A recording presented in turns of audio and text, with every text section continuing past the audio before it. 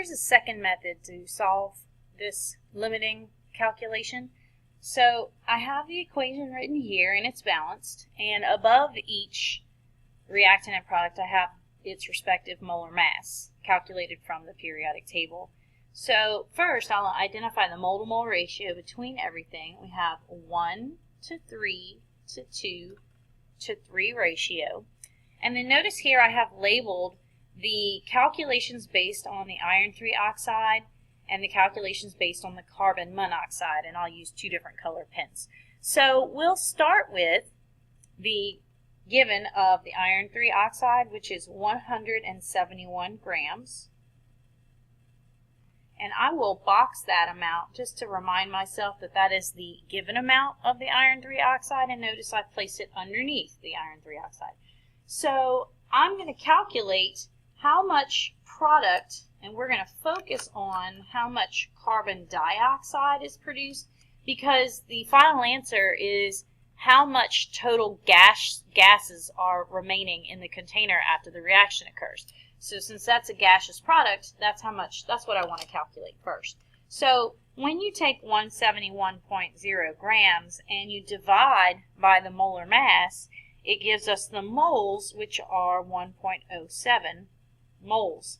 Now 1.07 times 3 gives us the moles consumed of carbon monoxide, which will be 3.21 moles. Since this is also a ratio of 3, then this calculation works also for how much carbon dioxide will be produced. So it's how much carbon monoxide we consume and how much carbon dioxide we produce. We're actually not going to worry about the iron solid since we're only trying to solve for the amount of gases in the system after this reaction. So I'm going to stop here with the moles, and now I'm going to use the amount of carbon monoxide that we are given, which is 101.7 grams. And I'm going to calculate how much carbon dioxide are we going to produce with this amount of carbon monoxide. So 101.7 divided by the 28.01 gives me 3.63 moles of carbon monoxide, which is going to be the same for the carbon dioxide since they are a 3 to 3 ratio, which means they're the same.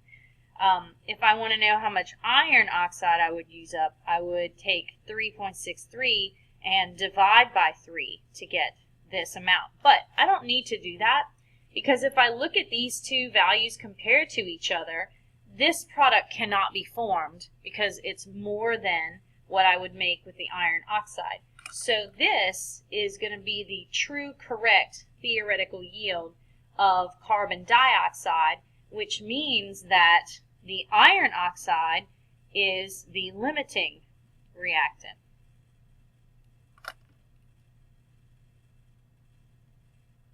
And so really I want to do all my calculations based on this given for the limiter.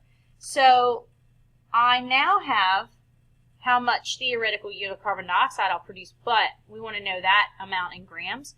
So we'll take the 3.21 times the 44.01, and that gives us 141.37 grams of carbon dioxide. So that's part of our calculation. But remember, we want to know the total amount of gases in the system after this reaction. And there is CO2 and there is going to be some excess CO. So 141.37 is how much CO2 I'll have, but how much excess carbon monoxide will there be? So we calculated that the 171 grams of iron 3 oxide is going to consume 3.21 moles, because again, we don't really need this here. So what is that amount in grams? 3.21 times the 28.01 is going to give me 89.91 grams of carbon monoxide that will be consumed of the given amount, 101.7. So to know how much excess I have left over, I'll subtract the given amount and the amount that will be consumed, and that leaves me with 11.79 grams of carbon monoxide.